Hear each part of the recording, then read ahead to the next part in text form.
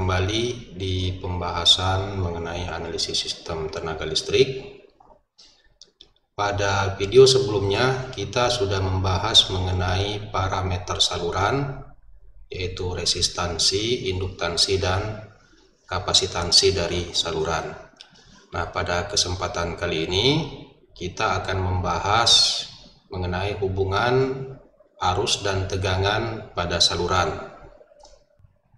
Sub-sub pokok bahasan yang akan kita telaah, yang pertama mengenai model saluran.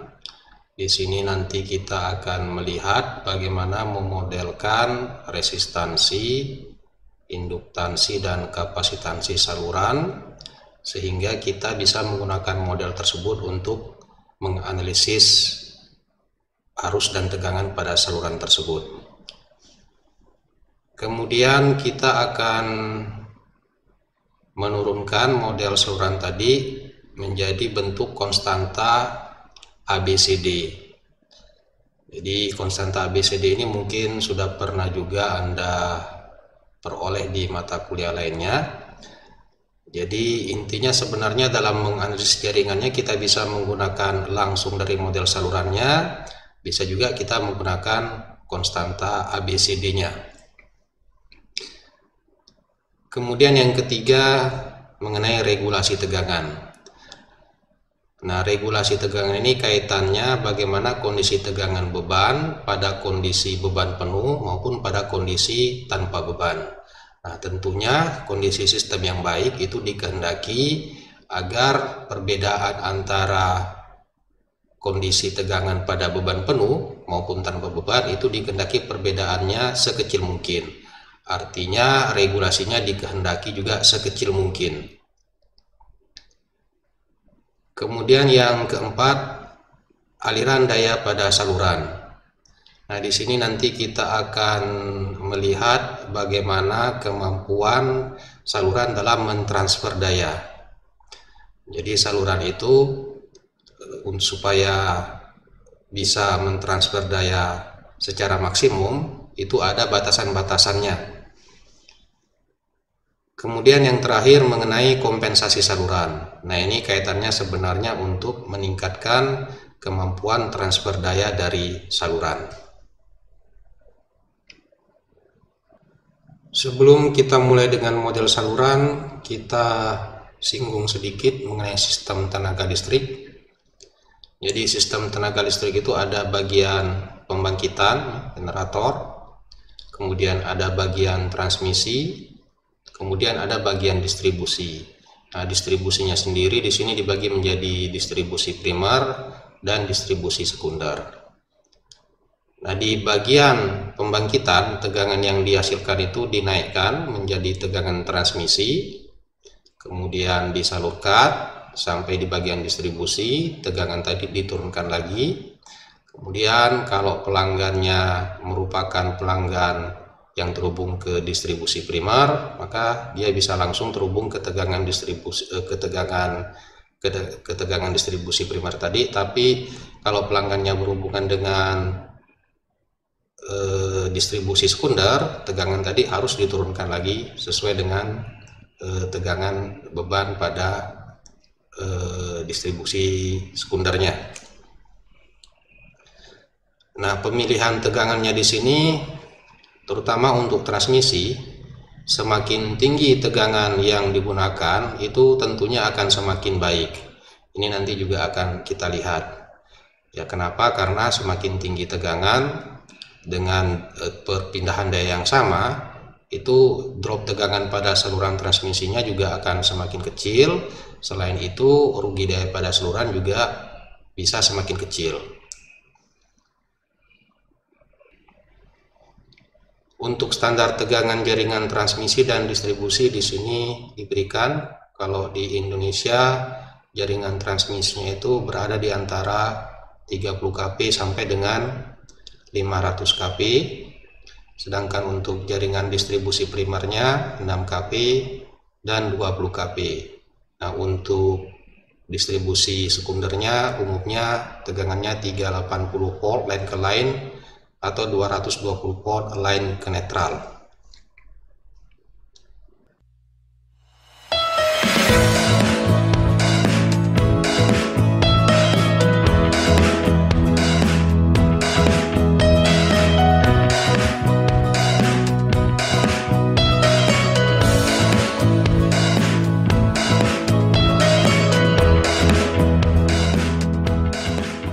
Oke, kita masuk sekarang ke model saluran.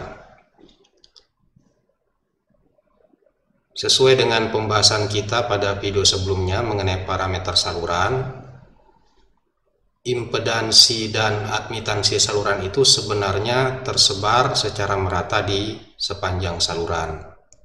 Jadi di sini ada sisi pembangkit ya. Sisi pembangkit ini anggaplah tegangannya PS. PS ini singkatan dari sending. Di sini tegangannya PS, kemudian di sini arusnya IS. Kemudian ini sisi beban.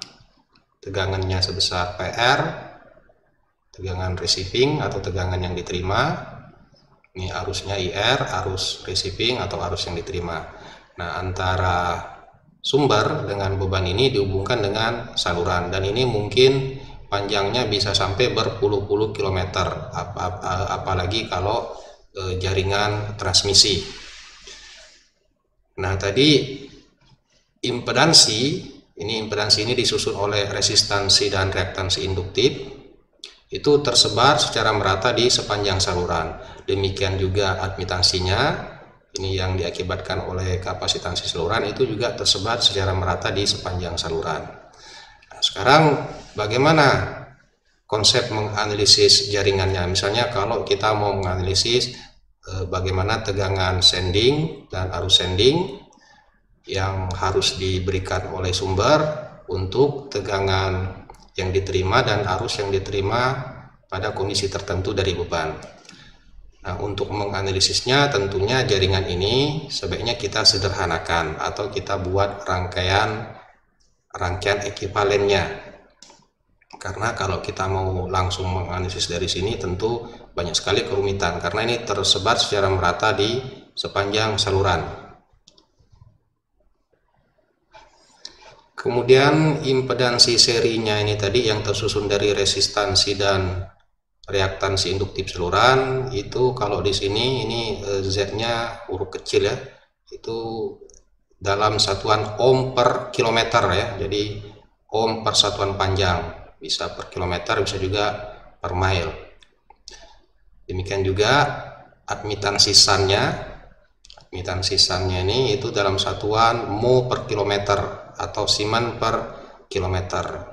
Nah, L-nya sendiri ini adalah panjang saluran. Di panjang saluran dari sumber sampai dengan beban.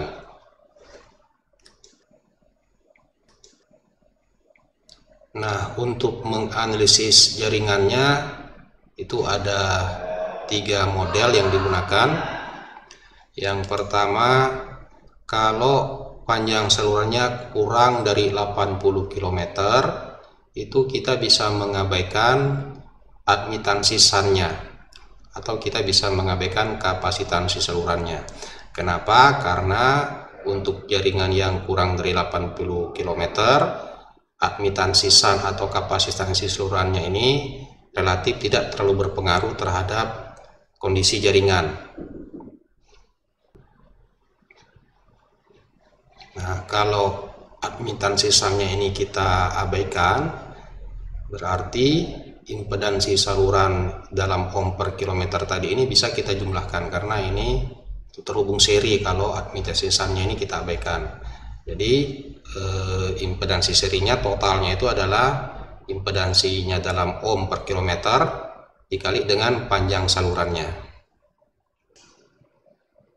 Kemudian model yang kedua ini itu kalau jaringannya memiliki panjang saluran antara 80 sampai dengan 240 km.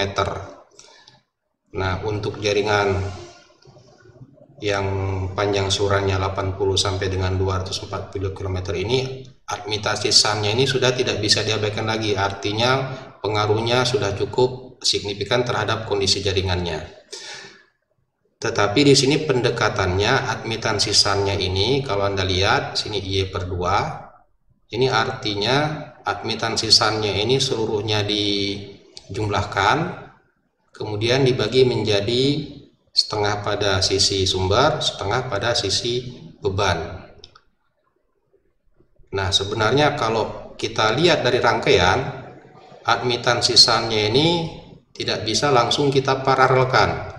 Jadi ingat kalau Y-nya ini kita jumlahkan artinya kita paralelkan ya, ingat teori rangkaian. Oke, kita kembali ke yang tadi. Jadi ini sebenarnya tidak bisa langsung kita paralelkan karena antara admitansi sisaan ini terdapat impedansi sebesar Z.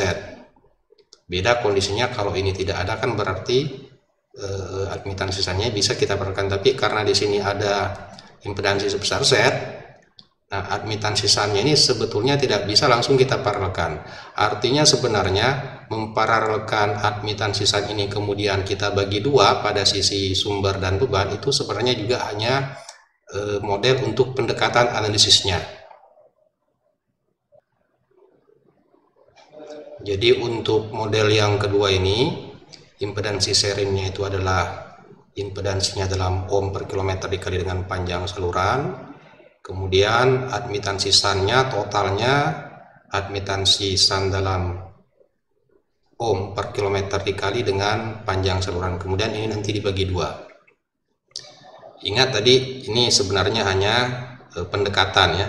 Artinya model yang kedua ataupun model yang pertama ini tentu hasil analisisnya itu ada perbedaan dengan kondisi sebenarnya pada sistem ya, karena ini ada pengabaian tadi. Jadi ini pengabaiannya untuk yang ini adalah impedansi serinya ini diabaikan, maksudnya antara admitansinya ini bisa diparalelkan. Kemudian kalau untuk yang model yang pertama ini mengabaikan efek admitansi shuntnya. Oke, jadi artinya kedua model ini kurang akurat ya, karena hanya pendekatan saja sebenarnya. Jadi model yang pertama ini dianggap hasilnya cukup akurat kalau panjang salurannya kurang dari 80 km. Sementara model yang kedua ini dianggap cukup akurat atau bisa mewakili kalau panjang salurannya berada di antara 80 sampai dengan 240 km. Artinya untuk panjang saluran yang sudah lebih dari 240 km, model ini itu sebaiknya tidak kita gunakan lagi karena hasilnya pasti relatif agak jauh berbeda dengan kondisi yang sebenarnya pada jaringan. Lalu bagaimana model untuk saluran yang lebih panjang dari 240 km?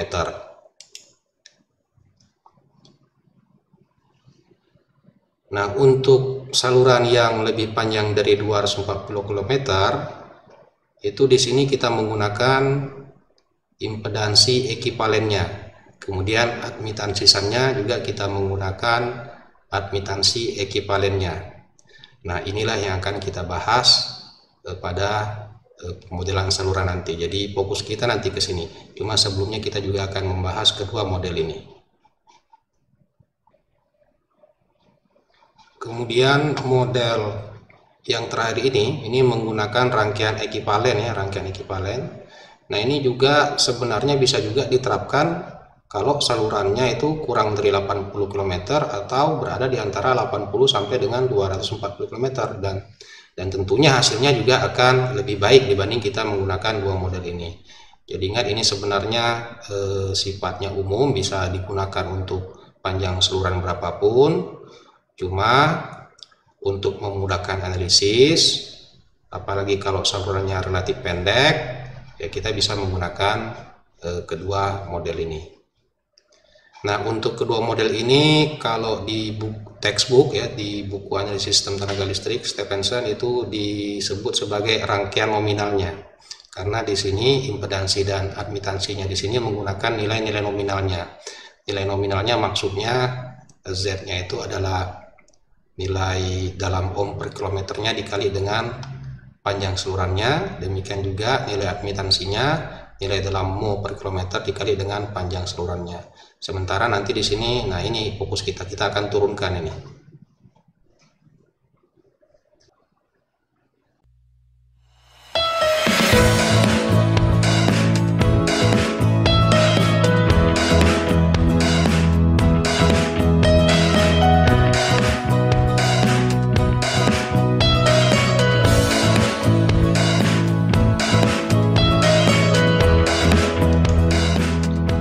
Oke, kita bahas dulu model yang pertama tadi untuk saluran dengan panjang kurang dari 80 km atau saluran pendek. Nah, dari pembahasan di awal tadi, impedansi saluran dan admitansi salurannya itu tersebar secara merata di sepanjang saluran. Cuma untuk saluran pendek, efek admitansi salurannya itu bisa kita abaikan sehingga bisa kita hilangkan dari gambarnya. Nah, dari gambar yang kedua ini terlihat bahwa impedansinya ini itu terhubung secara seri sehingga bisa kita jumlahkan. Jadi kita jumlahkan ya, ini subskripnya ini huruf Z kecil, ini huruf Z besar. Berarti impedansi total salurannya adalah impedansinya dalam ohm per kilometer dikali dengan panjang salurannya. Nah, kemudian kalau kita tuliskan hubungan antara tegangan dan arus pada jaringannya, diperoleh persamaan ini. Jadi tegangan yang dikirim P sending itu sama dengan tegangan yang diterima P receiving ditambah dengan jatuh tegangan pada impedansi total salurannya, itu arus receiving dikali dengan impedansi salurannya. Nah, arus sendingnya sama dengan arus receiving karena di rangkaian nominalnya ini terlihat bahwa tidak ada percabangan.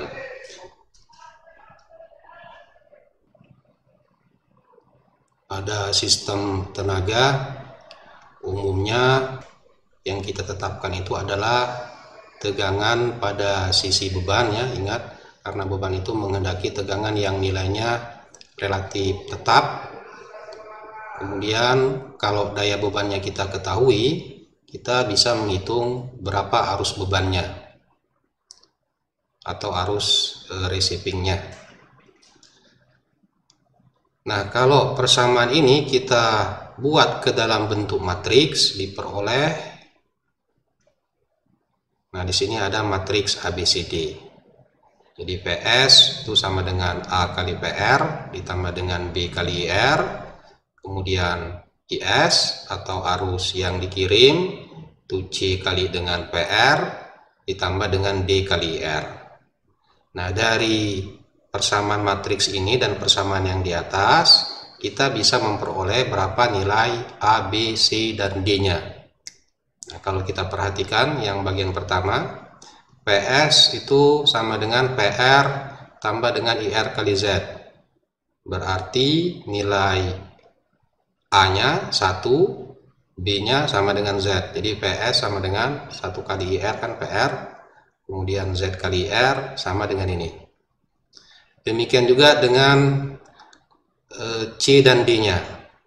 Jadi IS sama dengan 0 kali PR, itu sama dengan 0. Kemudian 1 kali IR sama dengan IR. Jadi kita peroleh persamaan yang ini.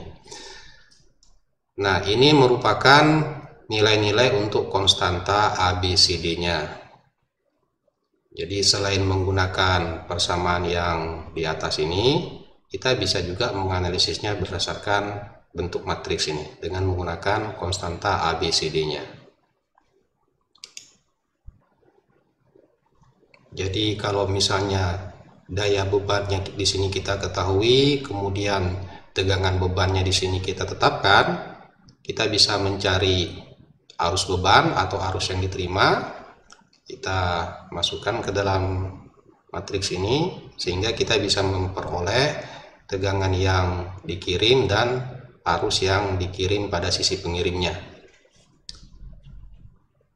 Demikian juga sebaliknya, kita bisa menganalisis berapa tegangan yang diterima dan arus yang diterima pada kondisi tegangan kirim dan arus kirim tertentu. Tinggal dibalik saja, berarti PR IR sama dengan inverse dari matriks konstanta ABCD-nya dikali dengan PS dan IS-nya. Nah, kalau kita gambarkan pasornya, hubungan antara tegangan dan arus pada jaringannya itu, kita lihat pasor yang pertama ini. Nah, ini untuk gambar yang pertama ini, Anda lihat di sini arusnya tertinggal dari tegangan. Artinya bebannya di sini bersifat induktif ya, lagging. Jadi power faktornya lagging. Nah, untuk beban yang bersifat induktif itu terlihat bahwa tegangan yang dikirim itu relatif lebih besar daripada tegangan yang diterima. Jadi tegangan, kalau dari pasar ini, tegangan yang dikirim itu adalah tegangan yang diterima ditambah dengan jatuh tegangan pada impedansi Z-nya nih. Nah, jatuh tegangannya di sini adalah I kali R ditambah dengan I kali X, sehingga kita bisa memperoleh tegangan yang dikirim. Jadi dari pasor ini terlihat bahwa untuk daya yang bersifat induktif atau arusnya tertinggal dari tegangan, itu tegangan yang dikirim relatif lebih besar daripada tegangan yang diterima. Dan umumnya beban itu bersifat induktif ya, atau lagging. Nah, bagaimana kalau ternyata bebannya bersifat leading atau arusnya mendahului tegangan beban? Nah, dari sini terlihat bahwa tegangan yang dikirim, tegangan yang diterima ditambah dengan jatuh tegangan pada impedansi salurannya, sini diperoleh bahwa tegangan sendingnya ini ternyata lebih kecil dari tegangan yang diterima pada beban. Jadi ingat, pada sistem tenaga listrik bisa jadi tegangan yang dikirim itu lebih kecil daripada tegangan yang diterima oleh beban. Tergantung dari kondisi jaringannya ya. Untuk kasus kita ini bebannya kita asumsikan arusnya mendahului tegangan beban. Jadi untuk model yang pertama ini atau untuk saluran pendek ini, analisisnya relatif sangat sederhana ya, sangat sederhana. Dengan mengetahui kondisi beban, kita bisa menentukan bagaimana kondisi pada sisi pengirimnya. Demikian juga kalau kita sudah mengetahui kondisi beban dan kondisi pengirimnya, kita bisa mengetahui bagaimana rugi daya pada salurannya. Nah, rugi daya pada saluran itu adalah daya yang dikirim dikurangi dengan daya yang diterima. Nah, daya yang dikirim sendiri adalah tegangan kirim dikali dengan arus yang dikirim, dalam hal ini adalah konjugatnya, kemudian bebannya, tegangan beban dikali dengan arus konjugat beban. Kemudian kita kurangkan daya yang dikirim dikurangkan dengan daya yang diterima, sehingga kita bisa memperoleh berapa rugi daya pada saluran, terutama rugi daya aktifnya.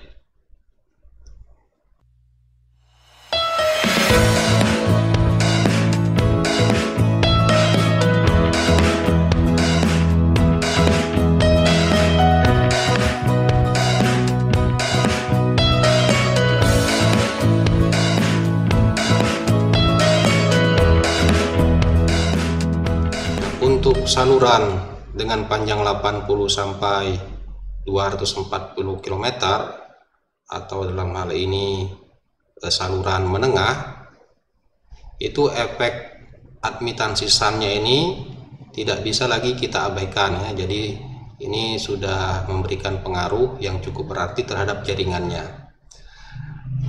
Nah, cuma di sini admitansi SUN-nya ini kita paralelkan, atau dalam hal ini kita jumlahkan, kemudian kita bagi dua, setengah di bagian pengirim, setengahnya di bagian penerima.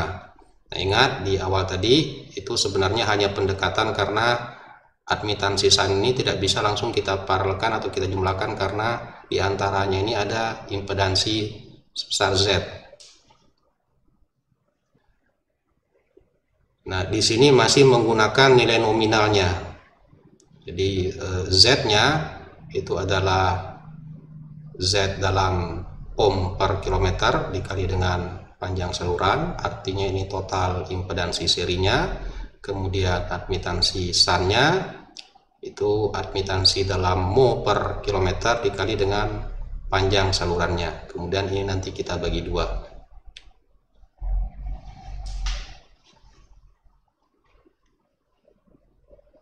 Nah, kalau kita gambarkan atau kita tuliskan hubungan tegangan dan arusnya diperoleh persamaan ini. Kita lihat dulu untuk persamaan tegangannya. Jadi tegangan yang dikirim itu adalah tegangan yang diterima ditambah dengan jatuh tegangan pada impedansi Z atau impedansi totalnya ya. Nah, tegangan pada impedansi Z ini adalah arus yang mengalir di impedansi Z ini dikali dengan Z totalnya. Nah, dari gambar ini terlihat bahwa arus yang mengalir di sini itu adalah IR ditambah dengan arus yang mengalir di admitansi SAN di sisi penerimanya ini. Jadi bagian ini merupakan arus yang mengalir di impedansi Z ini. Nah, yaitu arus beban ditambah dengan arus yang mengalir pada admitansi SAN pada sisi penerima tadi. Nah, ini nilainya PR kali dengan Y/2. Kemudian bagaimana dengan arus yang dikirim? Nah, dari gambar ini terlihat bahwa arus yang dikirim ini adalah jumlah arus antara arus yang mengalir pada impedansi Z ditambah dengan arus yang mengalir pada admitansi SAN pada sisi pengirim. Nah, tadi di sini arus yang mengalir adalah IR plus PR Y/2. Nah, di sini arus yang mengalirnya adalah PS kali dengan Y/2. Ini. Jadi IS-nya sama dengan arus pada admitansi SAN sisi pengirim ditambah dengan arus yang mengalir pada impedansi serinya. Jadi kalau kondisi bebannya ini kita ketahui, kemudian tegangan bebannya di sini kita tetapkan, ya kita bisa menganalisis jaringannya untuk memperoleh berapa tegangan yang dikirim dan arus yang dikirim. Demikian juga kalau sudah kita ketahui tegangan yang dikirim dan arus yang dikirim, bisa kita ketahui berapa daya yang dikirim. Sama seperti saluran pendek tadi, untuk saluran menengah ini juga kita bisa menganalisisnya berdasarkan konstanta ABCD-nya. Di PS IS sama dengan ABCD kali dengan PR IR. Nah, ini kalau Anda uraikan secara aljabar, ya Anda pisahkan PR dan IR-nya, itu nanti kita akan memperoleh matriks ABCD-nya. Itu silahkan Anda telaah ya. Di sini kita langsung saja. Jadi nilai A-nya itu sama dengan nilai D, itu ZY/2 tambah 1. Kemudian B-nya itu sama dengan Z. Kemudian C-nya sama dengan Y kali ZY/4 plus 1.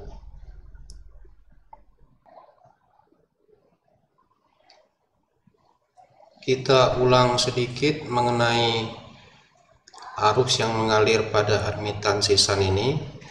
Nah, ini karena kapasitansinya di sini ini kita nyatakan dalam admitansi ya, di sini dalam admitansi, makanya di sini arusnya adalah PR-nya kali dengan admitansinya. Ingat itu sama saja juga sebenarnya dengan PR dibagi dengan impedansi.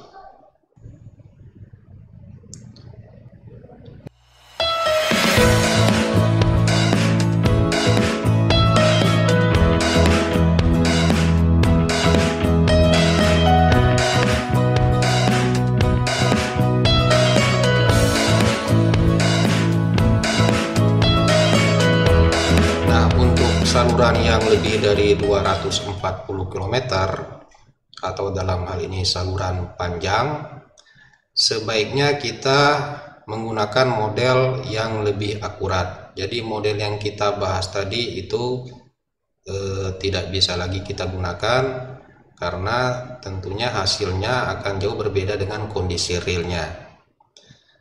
Nah, seperti pembahasan kita di awal tadi, sebenarnya parameter saluran ya admitansi shunt dan impedansi serinya ini tersebar secara merata di sepanjang saluran. Artinya kalau misalnya di sini IR, nah IS-nya ini tidak sama lagi dengan IR. Bahkan di sepanjang saluran pun juga berbeda-beda arusnya. Atau kita lihat misalnya di sini, di bagian ini. Nah, di bagian ini arusnya adalah IR ditambah dengan arus yang mengalir pada admitansi shunt ini. Kemudian arus yang di sini itu adalah arus di bagian ini ditambah dengan arus pada admitansi shunt bagian ini. Artinya arus di sini itu berbeda dengan arus di sini. Demikian juga dengan arus yang di sini itu berbeda dengan arus yang di sini. Artinya di sepanjang saluran itu arusnya selalu mengalami perubahan.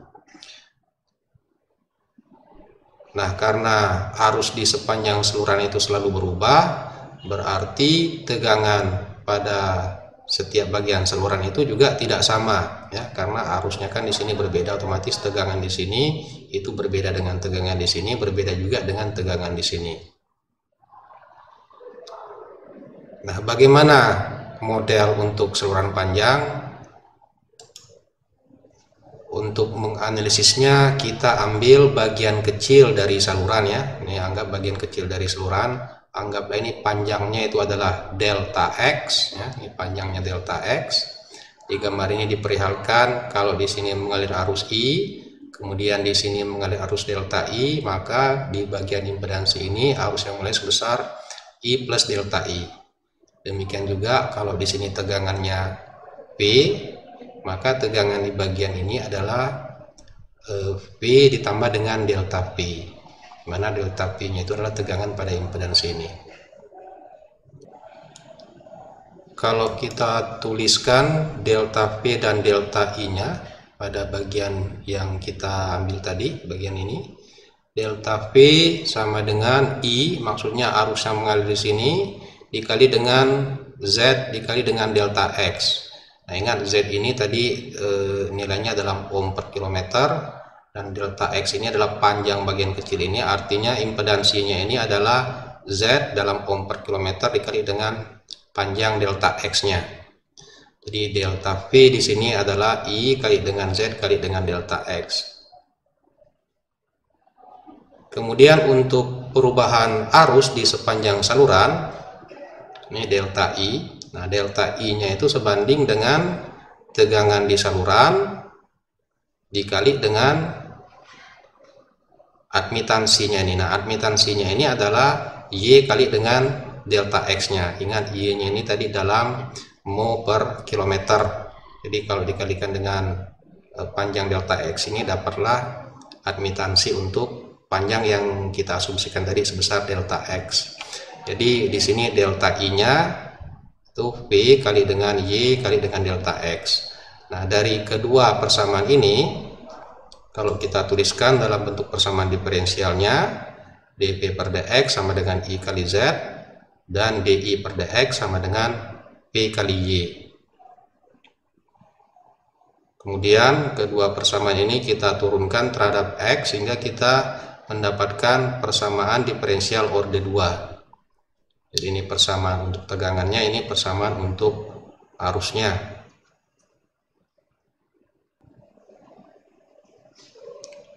Bagaimana proses penyelesaiannya? Silakan Anda buka kembali, ya, materi-materi kuliah dasar, atau bisa Anda lihat di textbooks-nya. Di sini kita langsung saja penyelesaiannya. Jadi persamaan diferensial orde 2 ini kalau kita selesaikan, itu dapatlah tegangan dan arus di bagian-bagian saluran. Jadi persamaan ini itu kita bisa gunakan untuk mencari tegangan dan arus pada jarak tertentu dari saluran. Nah, kalau persamaan ini dalam bentuk persamaan eksponensial, bisa juga kita menggunakan persamaan dalam bentuk lain, yaitu persamaan dalam bentuk hiperbolik, ya.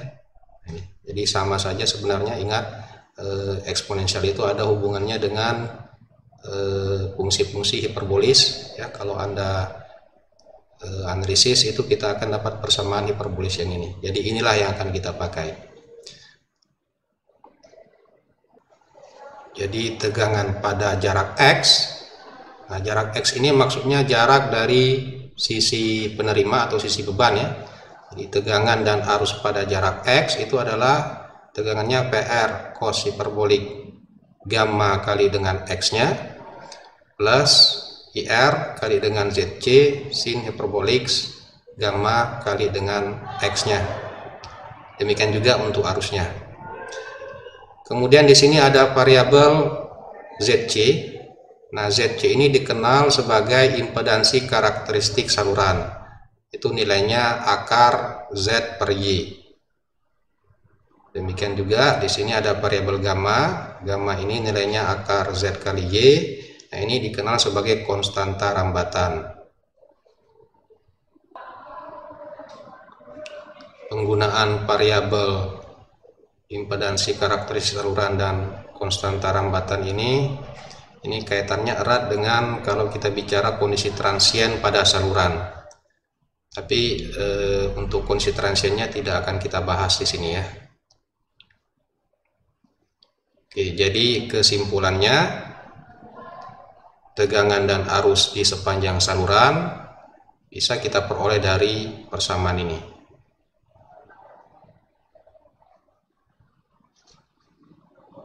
Nah, kalau kita hanya berkepentingan pada sisi pengirim dan penerima, persamaan tadi bisa kita kalikan dengan panjang total salurannya. Jadi kalau yang tadi kan di sini X-nya ini kita kalikan dengan panjang total salurannya. Artinya sekarang kita hanya berkepentingan dengan tegangan kirim dan tegangan arus yang dikirim dan tegangan arus yang diterima pada sisi beban. Jadi kalau kita yang akan kita analisis hanya sisi pengirim dan sisi penerima, suku X tadi kita ganti dengan panjang salurannya sehingga kita dapat persamaan ini. Nah, ini juga bisa kita buat dalam bentuk persamaan matriks ya, ini sehingga kita bisa memperoleh konstanta ABCD-nya. Nah, dari sini kelihatan bahwa konstanta A itu nilainya sama dengan D, itu cos hiperbolik gamma kali L. Kemudian konstanta B-nya itu ZC kali dengan sin hiperbolik gamma kali L. Kemudian konstanta C-nya separ ZC kali dengan sin hiperbolik gamma kali L. Ini Anda lihat ini adalah A-nya ya, sama dengan nilai D-nya. Demikian juga dengan yang lain-lainnya.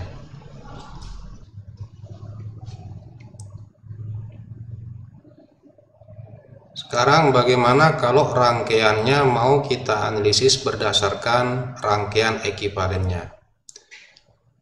Nah, di rangkaian ekivalen di sini ditunjukkan bahwa di sini ada Z ekivalen ya, kemudian di sini ada admitansi ekivalen. Nah, ini nilainya tentu tidak sama lagi dengan Z nominalnya ya. Z nominal tadi itu adalah Z dalam ohm per kilometer kali dengan panjang saluran. Itu nilainya sudah berbeda ya. Nah, bagaimana cara memperoleh impedansi ekivalen dan admitansi ekivalen ini? Ingat di slide yang sebelumnya tadi, itu kita membahas mengenai saluran menengah, itu ada persamaan seperti ini ya. Ini sama saja dengan yang tadi, cuma sekarang di sini variabelnya yang kita gunakan adalah Z aksen dan Y aksen. Ya, kenapa sama? Karena kan rangkaiannya ini serupa ya, cuma variabelnya saja yang berbeda di sini. Artinya nilai-nilai A di nilai-nilai konstanta ABCD-nya itu sama dengan yang di atas tadi. Nah, dari kelompok persamaan yang ini dengan yang ini, itu kita bisa memperoleh nilai dari impedansi ekivalen dan admitansi ekivalennya. Nah, ini kalau kita analisis lebih jauh, itu kita akan memperoleh impedansi ekivalennya itu adalah impedansi nominal dikali dengan sin hiperbolik gamma kali panjang saluran dibagi dengan gamma kali panjang saluran. Demikian juga admitansi ekivalennya diberikan oleh persamaan ini.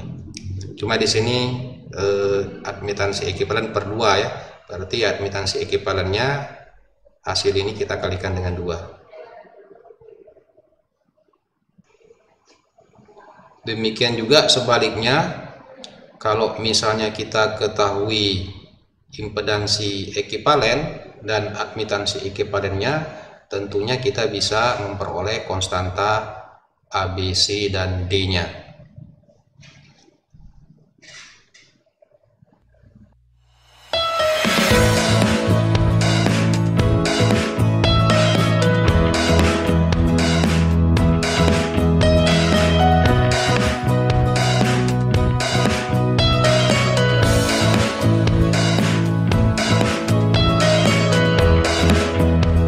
Oke, kita sudah membahas 3 model saluran.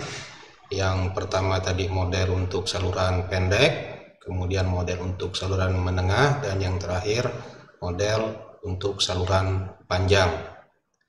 Nah, supaya pemahaman kita tentang model-model saluran tadi bisa lebih mendalam, di sini kita akan menyelesaikan contoh soal. Contoh soal ini kita ambil dari buku Analisis Sistem Tenaga Listrik Stephenson. Ini contoh 5.1, 5.3, dan 5.4. Cuma untuk contoh 5.1-nya di sini kita kerjakan dengan cara yang berbeda. Kita lihat dulu kasusnya. Jadi di sini ada saluran transmisi, panjangnya 370 km, kemudian resistansi salurannya 0,0996 ohm per kilometer. Reaktansi induktif salurannya 0,5144 ohm per kilometer, kemudian admitansi sang yang diakibatkan oleh kapasitansi salurannya sebesar 3,1728 mikromol per kilometer. Yang diminta di sini adalah yang pertama impedansi ekuivalen jaringannya. Artinya ini nanti kita akan sesuaikan dengan model yang ketiga tadi, model saluran panjang. Kemudian yang kedua konstanta ABCD jaringannya. Nah, ini nanti bisa kita peroleh berdasarkan impedansi ekuivalen jaringannya.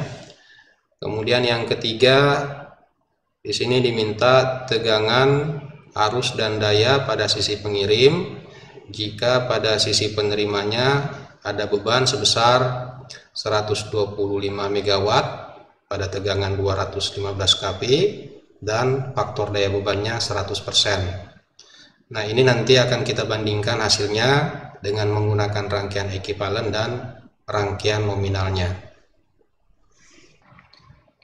Oke, kita selesaikan dulu kasus yang pertama tadi. Yang diminta yang pertama tadi adalah impedansi ekuivalen jaringan.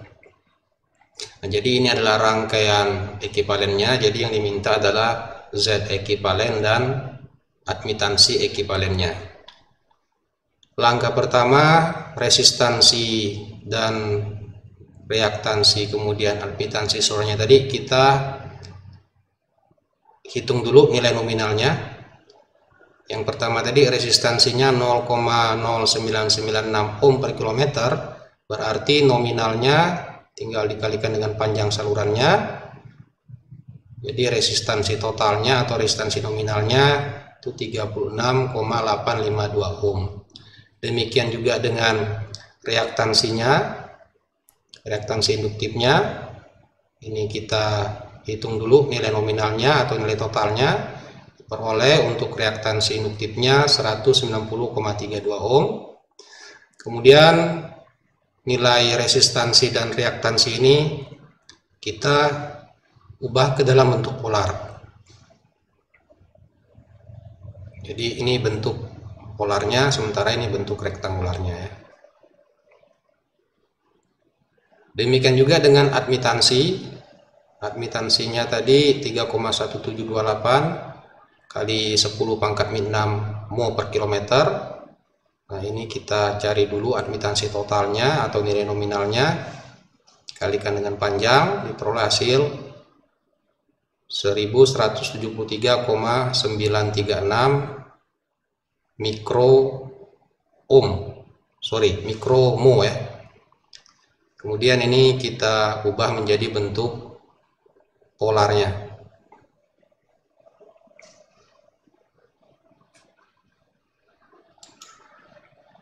Nah, dari persamaan yang kita bahas tadi, untuk memperoleh impedansi ekivalen dan admitansi ekivalennya, kita harus menyelesaikan dulu konstanta rambatannya.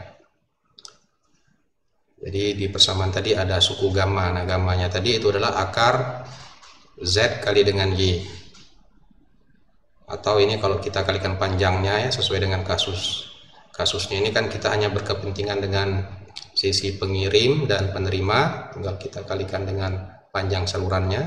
Jadi gamma kali L itu adalah nilai nominal dari impedansi saluran dikalikan dengan nilai nominal admitansi salurannya. Jadi akar Z kali Y.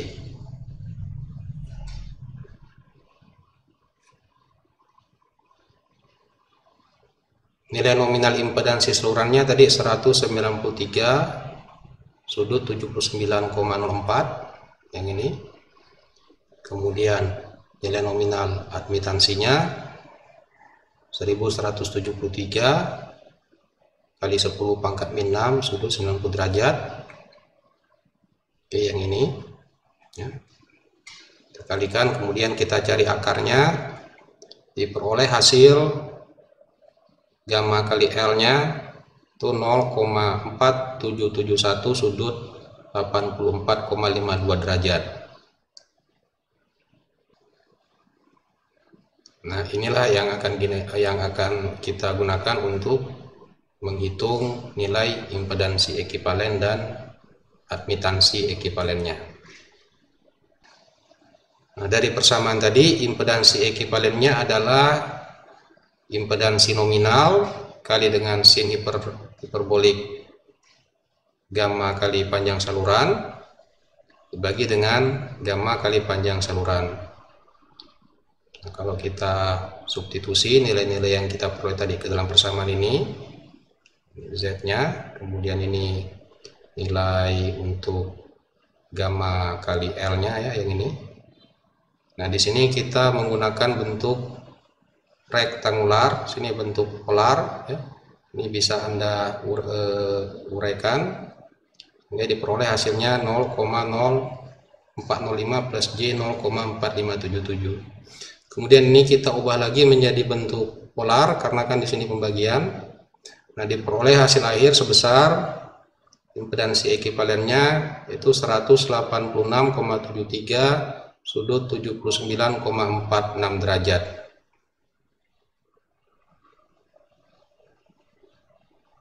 Demikian juga dengan admitansi ekivalennya sesuai dengan persamaan di slide sebelumnya tadi. Itu admitansi ekivalen per 2 adalah admitansi nominal dikali dengan tanggal hiperbolik gamma kali L per 2 dibagi dengan gamma kali L atau panjang salurannya. Nah, di sini diperoleh hasil 598,141 kali 10 pangkat min 6 sudut 89,79 derajat. Berarti admitansi ekivalennya nilai ini kita kalikan dengan 2. Dari sini terlihat bahwa perhitungannya memang sangat menjemukan ya.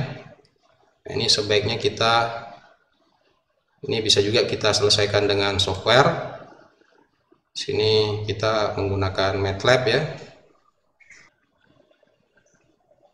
Jadi MATLAB-nya di sini kita fungsikan sebagai kalkulator. Oke, kita lihat dulu satu persatu untuk MATLAB-nya. Jadi kita definisikan dulu, L ini merupakan panjang salurannya 370 km. Kemudian ini resistansi salurannya dalam ohm per kilometer. Demikian juga ini reaktansi dan admitansinya dalam per kilometer. Kemudian di sini kita bentuk Z-nya dalam ohm per kilometer, yaitu R plus X kali dengan I. Jadi ini kita bentuk dalam bilangan kompleks ya. Ini. Kemudian di sini kita definisikan Z nominalnya. Ya, jadi Z nominal itu adalah Z dikali dengan panjang salurannya. Jadi yang ini kan tadi satuannya masih dalam ohm per kilometer. Nah, nilai nominal itu dikalikan dengan panjang salurannya. Demikian juga dengan admitansinya. Nah, ini admitansinya, ini dalam bentuk bilangan kompleks juga. Cuma karena di sini yang ada hanya nilai imajinernya, yang nilai realnya tidak perlu lagi kita tuliskan. Nah, admitansi nominalnya itu adalah admitansi dalam mol per kilometer dikali dengan panjang saluran. Kemudian gammanya sesuai dengan persamaan tadi, gamma itu adalah akar dari Z kali Y. Kemudian di sini ada gamma kali L, gamma kali L, gamma kali dengan L. Nah, setelah ini semuanya kita definisikan, baru kita hitung Z ekivalennya. Jadi Z ekivalennya itu adalah Z nominal yang ini tadi, dikali dengan sin hiperbolik gamma L per gamma kali dengan L. Nah, di sini hasilnya masih dalam bentuk bilangan kompleks. Kalau kita mau mencari magnitudnya, kita bisa menggunakan perintah ini. Jadi perintah ABS ini atau absolut ya, ini untuk mendapatkan magnitudnya, itu sebesar 186,73. Nah, untuk sudutnya kita pakai perintah angle. Nah, cuma di MATLAB itu basisnya adalah radian.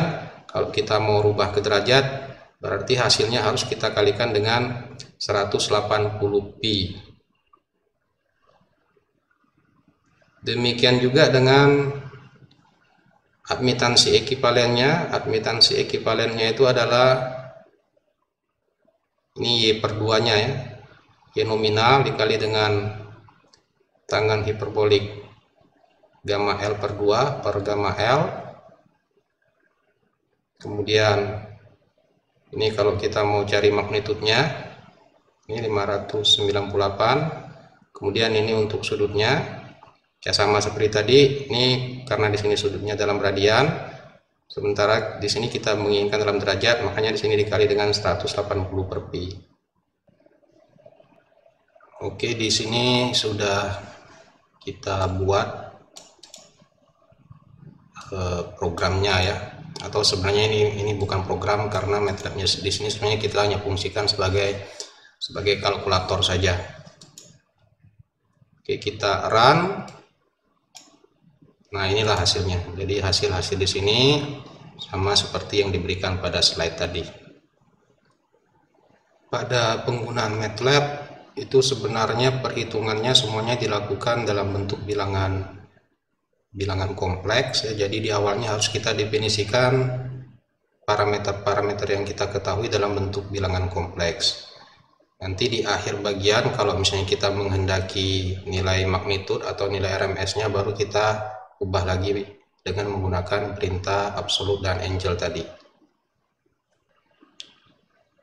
Kemudian kasus yang kedua tadi yang diminta adalah konstanta ABCD dari jaringannya.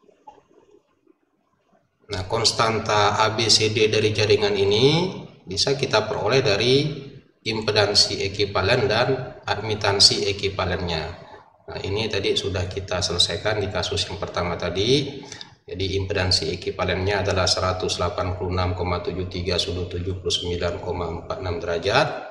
Kemudian admitansi ekivalennya 1196,282 kali 10 pangkat min 6 sudut 89,79 derajat. Nah, ini persamaan-persamaan yang sudah kita bahas di slide sebelumnya. Jadi konstanta A-nya itu sama dengan konstanta D, itu impedansi ekivalen dikali dengan admitansi ekivalen per 2 tambah 1. Kemudian konstanta B-nya sama dengan impedansi ekivalen. Kemudian konstanta C-nya admitansi ekivalen dikali dengan impedansi ekivalen kali admitansi ekivalen per 4 tambah 1. Nah, kalau mau diselesaikan dengan MATLAB, tinggal kita tambahkan saja, kita lengkapi bagian yang sebelumnya tadi dengan yang ini. Jadi di sini kita definisikan konstanta jaringannya dalam bentuk matriks, yaitu A, B, C, D. Jadi ini untuk baris pertama, ini untuk baris kedua. Nah, kemudian ini untuk menghitung magnitud dari konstanta jaringannya. Nah, ini untuk menghitung sudutnya. Jadi di sini tinggal kita lengkapi listing yang sebelumnya tadi. Diperoleh hasil konstanta A-nya 0,8905 sudut 1,3. Kemudian konstanta B-nya 186 sudut 79. Konstanta C-nya 0,0011 sudut 90 derajat. Kemudian yang terakhir konstanta D-nya 0,8905 sudut 1,34. Kalau seandainya admitansinya ini kita abaikan, misalnya untuk saluran pendek, ya. Jadi di sini hanya nilai nominalnya saja, Z nominalnya, kemudian di sini kita abaikan. Konstanta A-nya di sini nilainya itu sama dengan 1 sudut 0 derajat, ya. Itu bisa Anda simulasikan melalui listing ini, tinggal Anda ubah saja nilainya di sini. Coba kita jalankan listing yang kedua ini. Oke, coba kita jalankan listing ini untuk menghitung konstanta ABCD dari salurannya. Inilah konstantanya, ya. Jadi ini magnitudnya, ini adalah sudutnya. Ini sama seperti yang ditunjukkan pada slide tadi.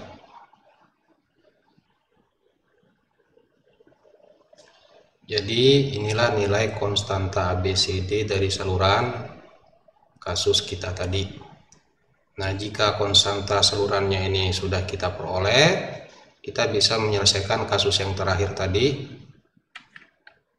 yaitu tegangan, arus, dan daya pada ujung pengirim berdasarkan rangkaian ekivalennya. Cuma di sini kita selesaikan menggunakan konstanta ABCD-nya, ya. Jadi bisa juga sebenarnya kita menggunakan konsep dasar, konsep rangkaian, cuma karena konstanta ABCD-nya sudah kita peroleh, ya lebih baik kita menggunakan konstanta ABCD-nya. Oke, sebelum kita selesaikan, kita lihat dulu kasusnya tadi. Jadi tegangan pada sisi beban atau tegangan pada sisi penerima itu 215 kP line ke line. Nah, ini harus kita ubah menjadi tegangan line ke netral, bagi dengan akar 3 itu menjadi 124,13. Kemudian ini kita anggap sebagai referensi, makanya di sini kita bikin sudutnya sama dengan 0.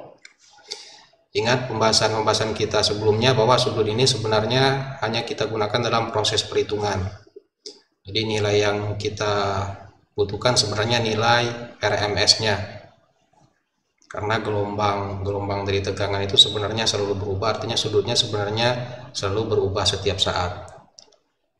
Oke, jadi tegangan line ke netralnya 124,13. Kemudian daya bebannya tadi itu 125 MW, power faktornya 100%. Jadi kalau power faktornya 100%, artinya bebannya itu tidak memiliki daya reaktif. Jadi yang ada hanya daya aktif saja. Nah, kemudian ini kita ubah menjadi bentuk polar, itu 125 sudut 0 MVA. Kemudian arus salurannya. Nah, arus saluran ini diperoleh dari daya beban dan tegangan beban. Bisa kita hitung berdasarkan sistem satu fasanya. Jadi arus pada beban atau arus beban itu adalah daya satu fasanya. Artinya ini kita bagi 3. Kemudian dibagi dengan tegangan line ke netral. Dibagi dengan ini. Kemudian karena di sini dikonjugat, berarti I-nya hasil pembagiannya tadi kita konjugatkan lagi sehingga diperoleh 335,6687 sudut 0 ampere. Jadi ini adalah arus pada sisi penerima atau arus yang ke beban.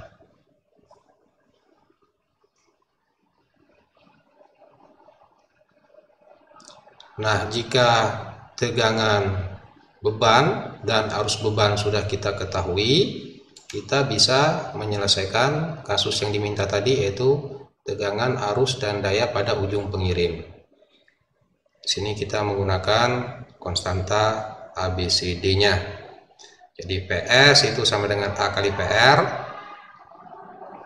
kemudian ditambah dengan B kali IR, B kali dengan ini, kemudian IS-nya C dikali dengan PR, ditambah dengan D kali dengan IR, D dikali dengan IR. Nah, ini kalau kita mau selesaikan dengan MATLAB ya, tinggal kita tambahkan string yang terakhir tadi dengan bagian ini. Jadi ini adalah tegangan pada sisi penerima 215 kP dibagi dengan akar 3, ini tegangan line netralnya, kemudian ini arus bebannya.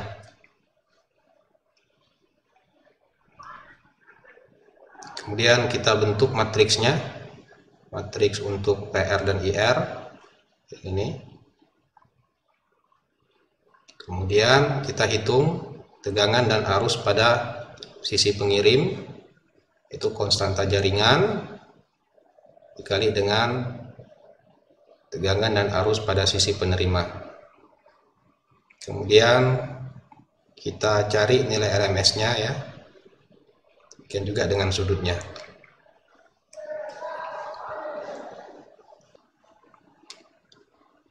Kemudian daya pada sisi pengirimnya itu bisa kita hitung berdasarkan tegangan dan arus pada sisi pengirim. Kita lihat dulu di sini.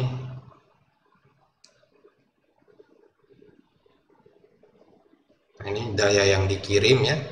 Jadi daya yang dikirim itu adalah tegangan pada sisi pengirim dikali dengan konjugat arus pada sisi pengirim. Kemudian di sini kita kalikan 3 karena totalnya kan 3 fasa.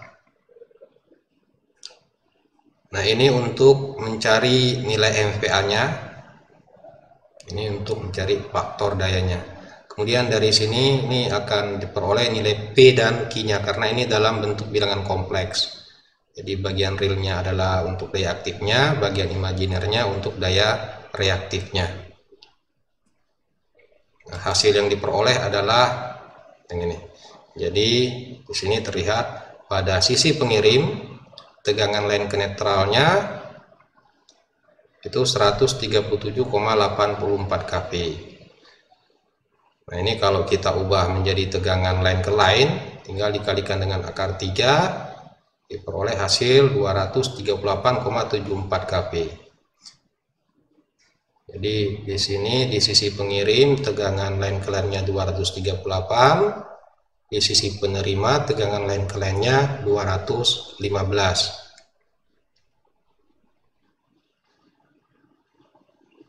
Kemudian daya yang dikirim, daya aktif yang dikirim 137,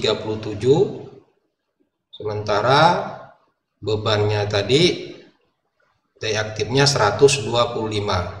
Berarti selisihnya ini itu merupakan rugi daya pada saluran.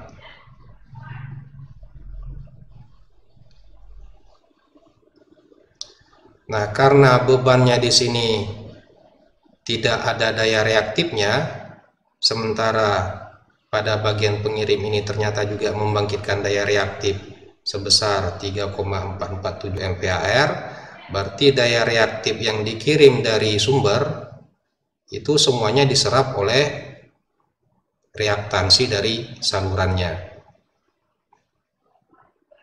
Nah, suplai daya reaktif untuk salurannya itu sebenarnya ada dua, disuplai dari sumber sebesar 3,447 MVAR, juga disuplai dari kapasitansi dari saluran. Ingat pertemuan kita di awal dulu mengenai konsep daya ya. Jadi kapasitansi ini dianggap penyumbang daya reaktif. Jadi daya reaktif salurannya ini dari sumber disuplai sebesar 3,447 ampere, sisanya disuplai oleh admitansi akibat kapasitansi salurannya. Cuma di sini tidak kita hitung berapa suplai daya reaktif dari admitansinya ini. Dan kalau mau dihitung sebenarnya bisa, karena kan di sini tegangannya sudah kita peroleh. Tegangan pada sisi pengirim ini 200, tegangan pada sisi penerima ini 124. Jadi dari data ini dan dari data admitansi ekuivalennya kita bisa menghitung berapa daya reaktif yang diserahkan ke jaringan. Demikian juga pada sisi pengirimnya.